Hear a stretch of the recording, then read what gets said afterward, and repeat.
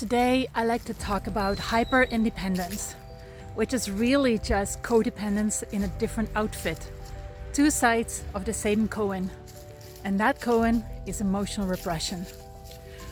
For years, I saw my fierce independence as a strength, and I'd secretly judge or sometimes feel even envious of people who could lean on others. And then when my own health hit a wall in my early 30s, the reality of needing help to recover brought waves of anxiety and self-criticism. I'd spent a life chasing freedom, or what I thought was freedom, but it was actually driven by repressed hurt and a fair bit of latent anger.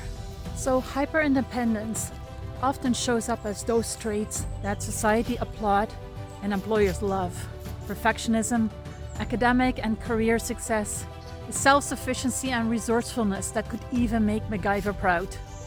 The urge to keep an eye on everyone's well-being, always making sure that everyone is happy and okay, is often just an unconscious way to feel needed and appear strong and reliable, which in turn creates a sense of safety. And for many, that can even mean keeping a permanent smile on their face, no matter what's going on inside. Intelligence can also easily be weaponized, with a tendency to intellectualize everything, focus on compiling facts and proof, to feel in control and right. And then there's keeping tally, to avoid feeling indebted, a vulnerable place for anyone repressing hurt, even if that mechanism is often operating unconsciously. So both this unconscious use of intelligence and keeping tally can create a sense of invulnerability and superiority, just a mask for buried hurt. Lastly, hyper-independence often comes with beliefs like mind over body, where pushing physical needs aside can become the norm, making it seem possible to power through everything. The sad thing is that society often celebrates these behaviors, making hyper-independence look like a virtue.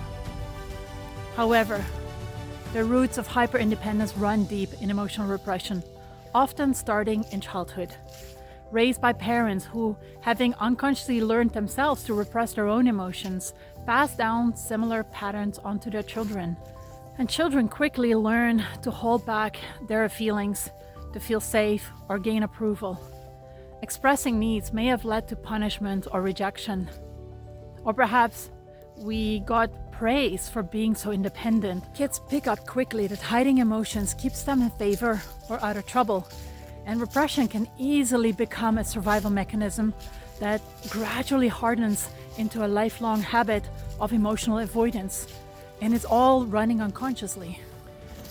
When we start working through our emotional repression, that need for hyper-independence and control naturally fades.